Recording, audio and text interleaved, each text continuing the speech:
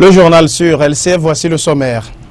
Retour à la table de concertation pour les partis parlementaires. Ce matin, le second round des concertations pour l'ouverture d'un cadre de discussion sur les réformes constitutionnelles et institutionnelles a eu lieu avec le chef du gouvernement, Artem Seleagoudi Aomezono. Les réfugiés qui vivent en terre togolaise auront désormais une nouvelle carte de réfugiés. La carte en question a été présentée ce matin à la presse ainsi que le dépliant sur la procédure de demande d'asile au Togo. Voilà pour le sommaire de ce journal. Bienvenue à toutes et à tous et bonjour. Mais d'abord, on commence avec cette visite du président Faure Essozimna Gnassingbé à Ouagadougou au Burkina Faso. Visite éclair du numéro 1 togolais auprès de son homologue burkinabé Blaise Compaoré. Les deux hommes ont évoqué l'organisation du 20e anniversaire de l'Union économique et monétaire ouest-africaine UEMOA et les questions d'intégration et de sécurité. Mais avant de s'envoler pour Ouaga, Faure Gnassingbé s'était d'abord rendu à Yokélé dans le Cloto pour assister à la célébration du centenaire de l'église évangélique presbytérienne du Togo. Armel Kwasi Johnson. Le cortège présidentiel togolais à la présidence burkinabé. Faure Gnassingbé est accueilli par son homologue Blaise Compaoré. Tête à tête entre les deux hommes d'État, puis réunion élargie aux délégations des deux pays. Les ministres Gilbert Bawara de l'administration territoriale, de la décentralisation et des collectivités locales et Soli Tokieso, chargé des affaires présidentielles pour le Togo, et Djibril Bassolé, ministre burkinabé des Affaires étrangères. Au cours de cette visite, qui n'a duré que quelques heures, des questions de coopération bilatérale, d'intégration régionale et de sécurité ont été évoquées. Dans le cadre des relations que nous entretenons, nous sommes des pays voisins. Nous appartenons à des organisations communes. Là, je peux vous dire qu'en descendant, nous parlions justement du 20e anniversaire de l'UEMOA que nous devons célébrer ici à Ouagadougou. Nous parlons également de problèmes un peu plus bilatéraux, notamment la question des infrastructures dans notre région, le port de Lomé et comment nous pouvons renforcer les relations entre nos opérateurs économiques pour faire progresser l'intégration. Après cet entretien, le chef de l'État togolais, Faure Gnassingbé, a quitté Ouagadougou après une poignée de main en guise de revoir entre les deux hommes. Avant cette rencontre, le chef de l'État a pris part dimanche à la célébration du jubilé de centenaire de l'église évangélique presbytérienne du Togo, paroisse de Yokélé, dans la préfecture de Cloto. Accueilli par la chefferie traditionnelle, Faure Gnassingbé installé a été rejoint par le collège des pasteurs sous la prestation rythmée des chorales des paroisses du milieu. S'ensuit le culte du centenaire, marqué par des chants, des cantiques, des prières et bien évidemment la parole de Dieu. Plusieurs personnalités ont marqué de leur présence la cérémonie. Actualité politique dans ce journal et le contact se renoue entre gouvernement et partis politiques. Ce matin, l'ensemble des partis et groupements de partis parlementaires ont été conviés par le Premier ministre à une consultation. Un second round de consultation censé relancer le processus de dialogue sur les réformes constitutionnelles et institutionnelles conformément à l'esprit de l'APG. La rencontre de ce jour vient juste jeter les bases d'un dialogue inclusif qui devrait avoir lieu le jeudi prochain. Radjel Mohamedou.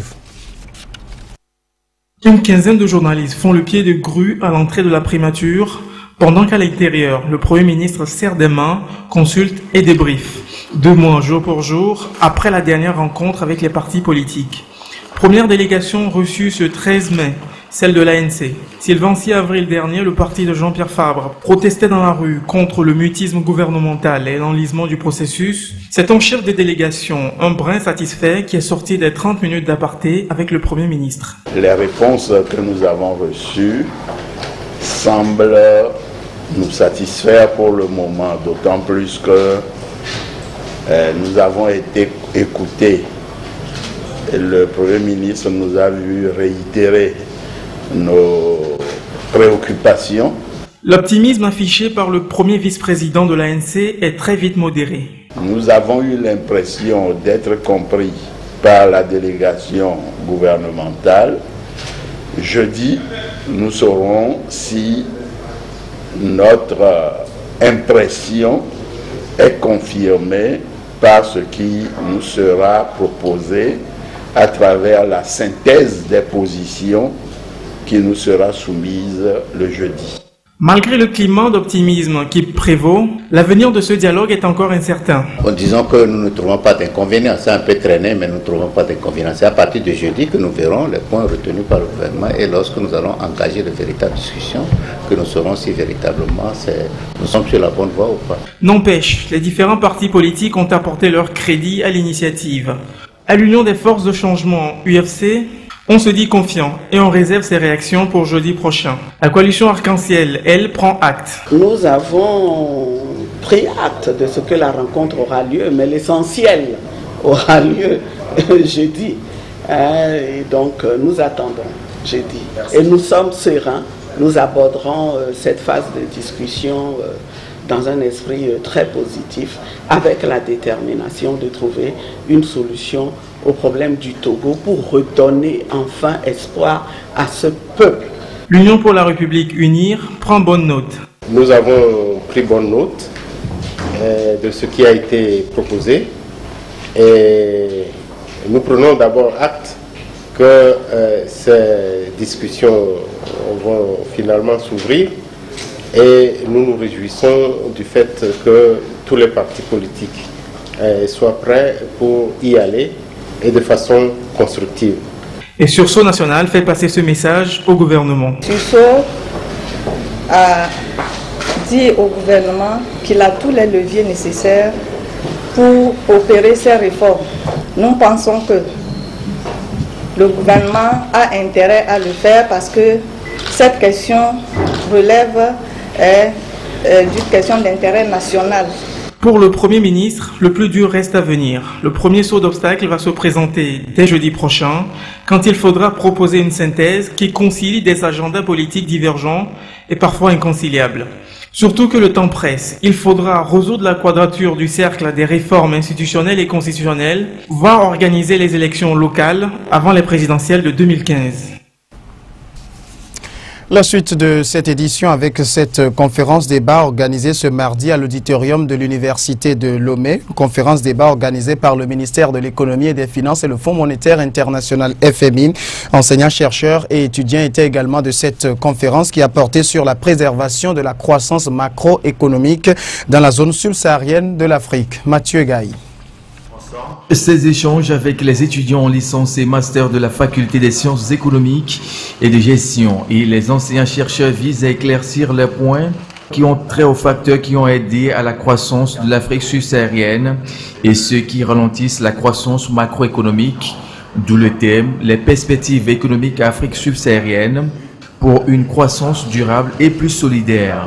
Le rapport de nos services perspectives économiques régionales de l'Afrique subsaharienne arrive à la conclusion que les perspectives conjoncturelles pour l'Afrique subsaharienne dans son ensemble sont bonnes pour 2014-2015. En effet, on prévoit une accélération du niveau moyen de taux de croissance à 5,5%. Je vous rappelle qu'en 2012 et 2013, la croissance économique était de 4,9%. Dans le contexte sous-régional, le Togo occupe une bonne position grâce au commerce international et échange du secteur informel.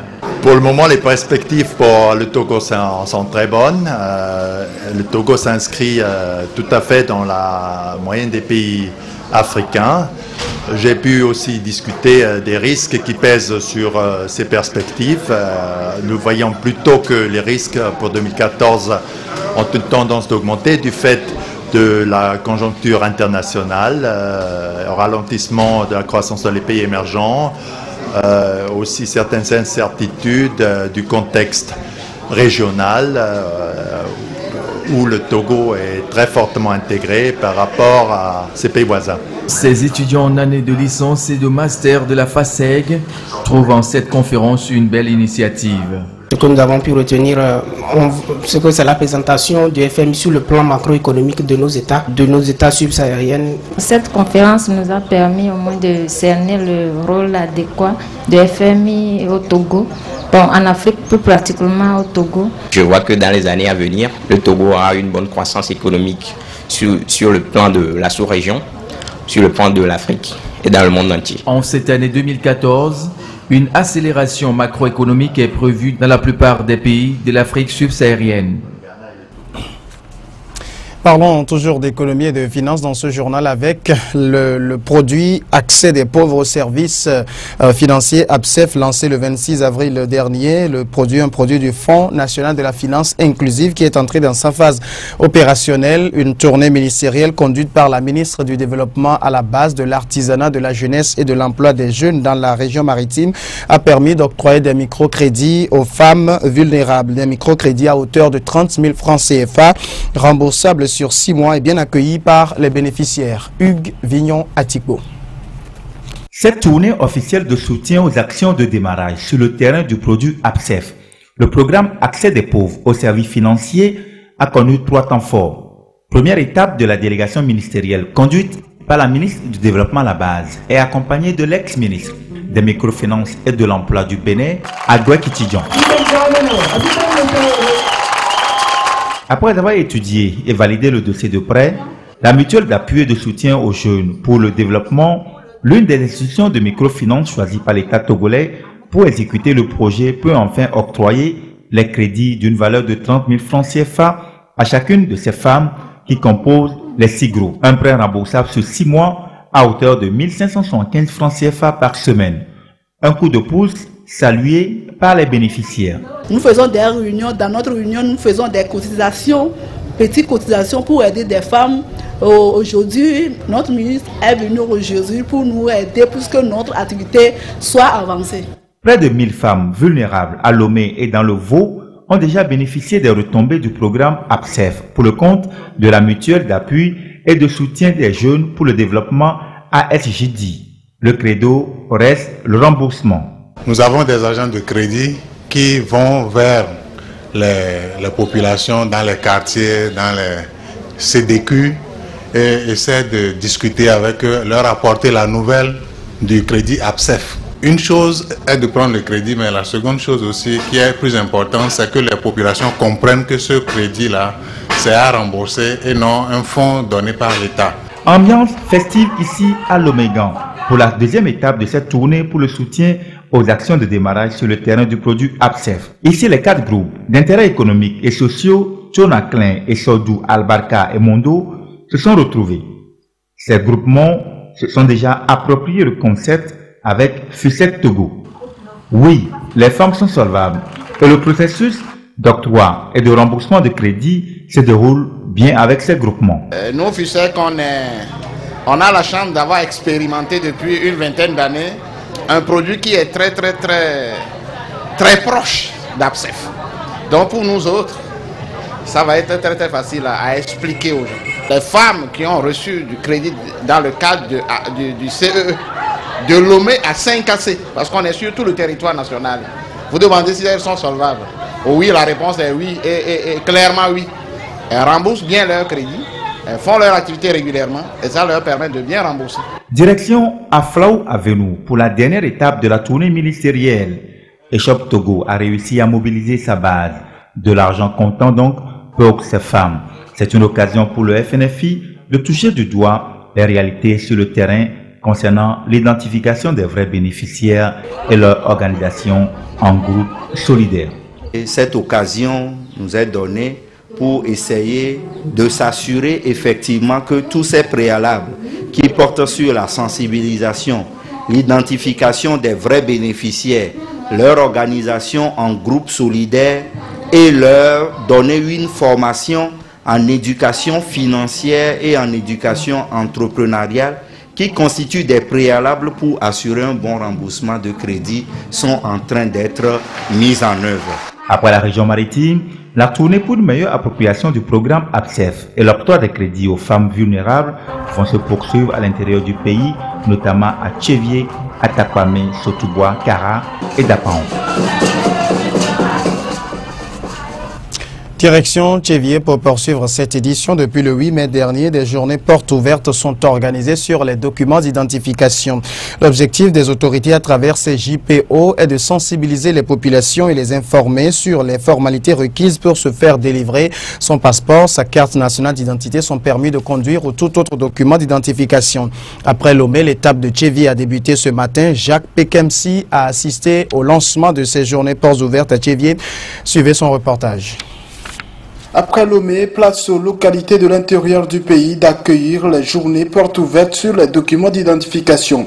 Ici à Tchévié, les populations vont bénéficier durant ces 2 jours des services qui auparavant prenaient un peu plus de temps.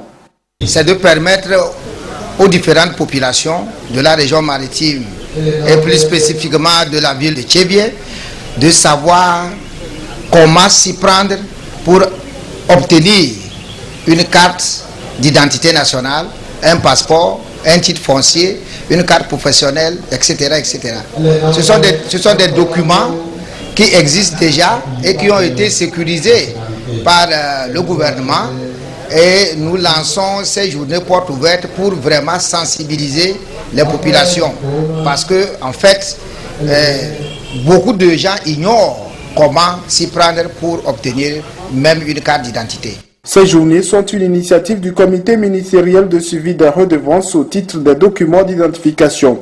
Des documents incontournables pour un citoyen et les bénéficiaires saluent l'initiative.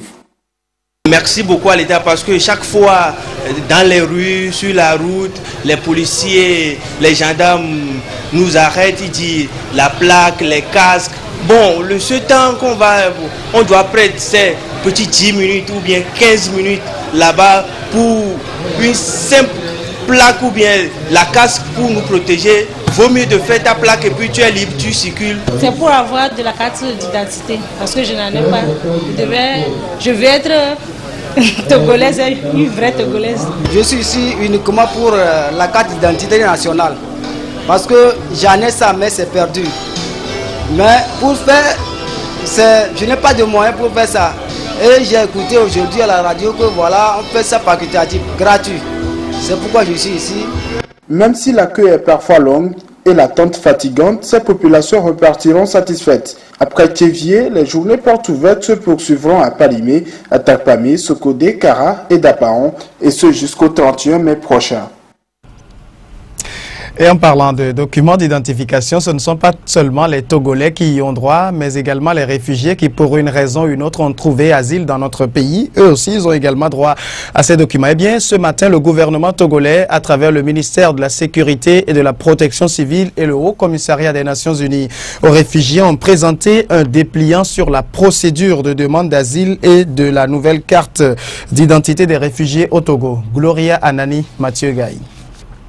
Respecter la tradition hospitalière du Togo et honorer les engagements internationaux, parlant de la Convention de Genève et celle de l'OUA relative à la protection des réfugiés, c'est la raison de cette nouvelle carte d'identité aux réfugiés. D'un dépliant retraçant la procédure de demande d'asile, 2 choses qui vont contribuer à une intégration effective des réfugiés dont les droits semblent être méconnus. La présente rencontre marque une étape supplémentaire dans l'exécution des obligations de l'État envers les réfugiés installés sur son territoire. Elle servira à éclairer l'opinion nationale, notamment les acteurs les plus intéressés. Il saura progressivement s'affranchir de la situation de quasi-assistance et de dépendance permanente à l'égard du Haut Commissariat aux réfugiés et des organisations socio-caritatives. Ce dépliant vient ainsi éclairer le demandeur d'asile sur les étapes à suivre pour bénéficier du statut de réfugié et se voir donc délivrer la nouvelle carte d'identité numérisée qui lui offre plusieurs opportunités. La nouvelle carte de réfugié a l'avantage d'être une carte sécurisée qui permet aux réfugiés d'avoir accès à tous les services disponibles, surtout aux services bancaires et financiers. Avant, il y avait des réticences. Quant à la fiabilité de l'ancienne carte, les réfugiés peuvent maintenant avoir recours à ces services sans trop de tracas. Le Togo enregistre plus de 22 000 réfugiés, dont près de 2800 Lomé. Le gouvernement a à cœur d'offrir un cadre de vie acceptable, sécurisant à ces personnes et leur garantir un régime juridique spécifique à leur statut. Il invite donc les institutions bancaires et financières, toute la société civile à accorder la reconnaissance et les effets dus à cette carte d'identité de réfugié. La suite de cette édition avec ce communiqué de l'Observatoire togolais des médias. Depuis quelque temps, l'Observatoire togolais des médias, OTM, a constaté une recrudescence des pratiques contraires aux normes d'éthique de la part de certains journalistes qui usent de chantage, de faux et usage de faux et de l'arnaque pour assouvir leurs propres desseins. Réuni en séance ce vendredi 9 mai 2014, le tribunal des pairs, après analyse de la situation, condamne avec fermeté ces actes déloyaux qui n'honorent pas la profession. L'OTM en appelle à la conscience professionnelle des journalistes qui s'adonnent à de telles pratiques ignominieuses qui les exposent à la rigueur de la loi. L'Observatoire togolais des médias rappelle aux citoyens que de tels cas doivent lui être signalés afin que des dispositions idoines soient prises pour démasquer ces journalistes indélicats. Le communiqué est signé du président de l'OTM, Augustin Sizing. C'est une première en Israël, la condamnation d'un ancien Premier ministre à de la prison ferme. Ehud Olmert, ancien Premier ministre israélien, vient de couper de 6 ans de prison ferme pour corruption, une affaire qui remonte aux années où Olmert était maire de Jérusalem. Ce n'est sûrement pas de cette façon qu'Ehud Olmert envisageait de marquer l'histoire d'Israël. Les mots du juge résonnent encore dans la salle d'audience. Un serviteur de l'État qui reçoit des pots de vin doit être considéré comme un traître avant de le condamner à 6 ans de prison ferme et une très forte amende. De la prison pour un ancien chef de gouvernement, c'est une première. Quiconque reçoit des pots de vin ou bien en donne, c'est de la corruption. Dans ce cas-là, son destin est scellé. C'est la prison pour un long moment. Un projet immobilier colossal sur les hauteurs de Jérusalem. Alors maire de la ville, Ehud Olmert aurait profité de la largesse de ses promoteurs, plus de 150 000 € de dessous de table, l'un des plus grands scandales de corruption qu'ait connu Israël. La peine est sévère. Monsieur Olmert a répété plusieurs fois qu'il n'a jamais reçu de dessous de table et qu'il n'a non plus jamais corrompu qui que ce soit. Il va faire appel auprès de la plus haute cour de justice.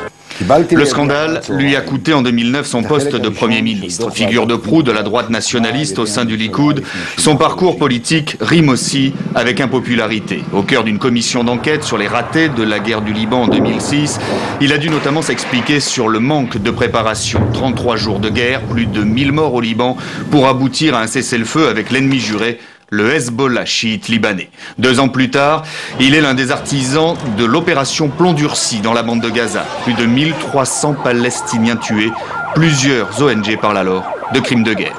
Ehud Olmert est censé rejoindre sa cellule dès le 1er septembre prochain.